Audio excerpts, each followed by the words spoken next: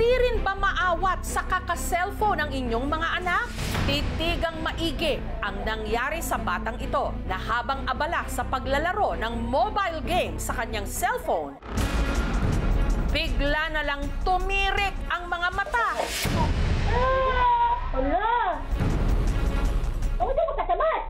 At nanigas ang katawan. Muntik pa nga itong matumba at malaglag sa kanyang upuan.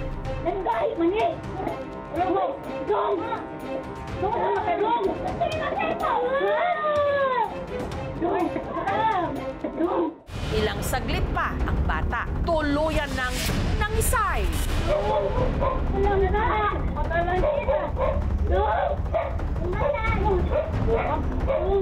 Primero pa man gina nga na ingon anak mo, bito itong gikuyawan kong maayo.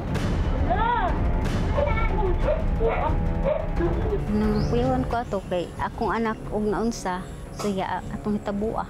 Ang hinala ng pamilya kung bakit biglang nag-seizure ang bata. Baka sa palagi niya paglalaro ng cellphone.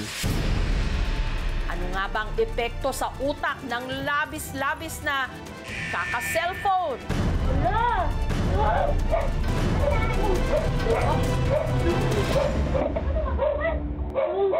Ang insidente nangyari kamakailan sa Danao, sa Cebu. Nung mga oras na yon, mahigit 3 oras na raw na walang tigil na naglalaro ng mobile games ang 11 anyos na anak ni Jayloni na si Jeniel. Pagmatan ako sa alas 5 sa buntag, wa na akong cellphone kay gikuha na ni Tamas kay nagduwa na siya sugod diha sa pikas. Gikan mi ana sa simbahan. Pagkaman ako dito ili sa amo, ning ari ko diri sa bahay sa kong anak. Ning kuanan ko na siya nga nag cellphone.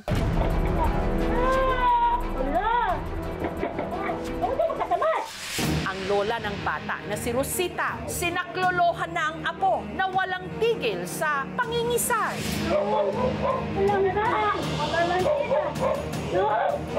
Nagsisigawan ang aking ina na nahibunggay kong kinsa ang gitabang atong higayuna. Nahibung naman ko nga pagkuan ako sa bata nga misulya pag may mata. Nilagong kayo ang iyang mga bilas ng iyang naong.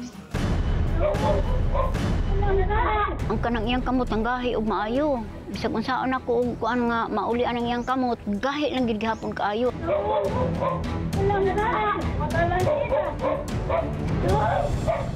Ilang saglit pa ang bata, hindi na makontrol ang pagkilos. Primero pa man gina nga naingon anak mo, bito itong gikuyawan kong maayo. Nang kuyawan ko ato kay akong anak og naunsa, siya atong hitabua. Hindi po namin alam kung anong gagawin. First time lang po kasi yan sa aming pamilya na may ganong pangyayari. Ang natataranta na noong si Rosita, inalog-alog ang ulo ng apo. Ako gani atong nakuyawan. Kasi kung saan ako kuan ang iyang babagahi magid kaayo.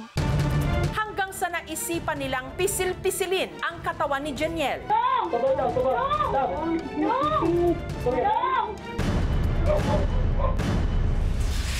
Makalipas ang ilang minuto,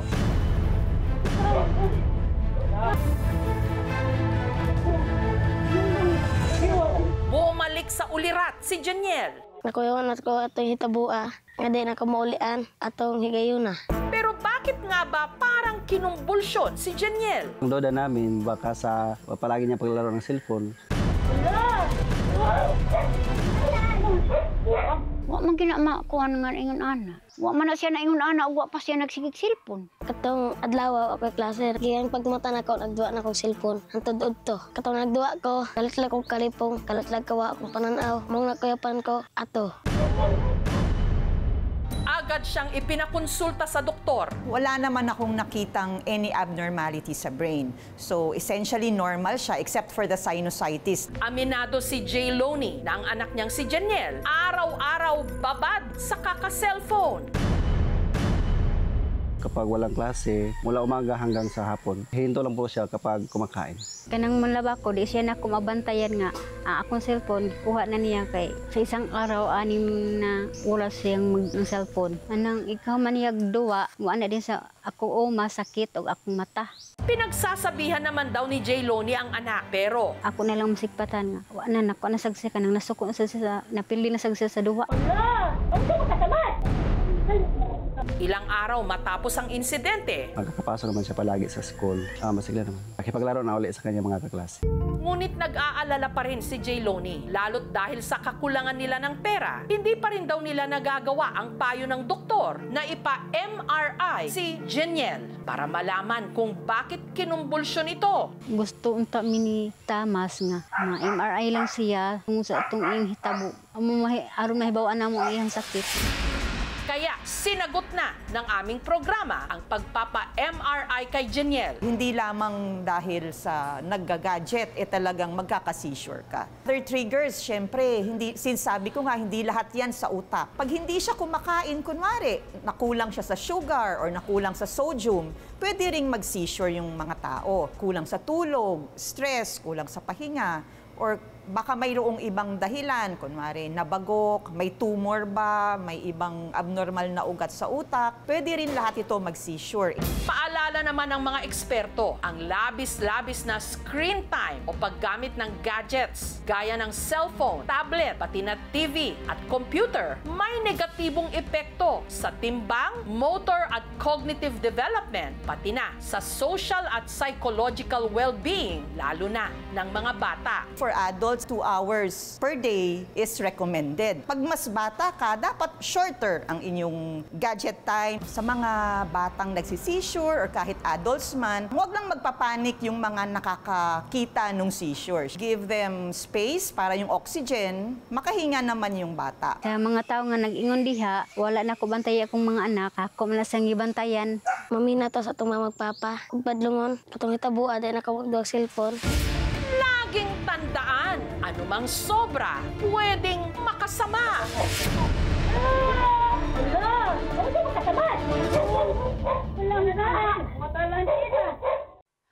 Thank you for watching, mga kapuso. Kung nagustuhan niyo po ang videong ito, subscribe na sa GMA Public Affairs YouTube channel.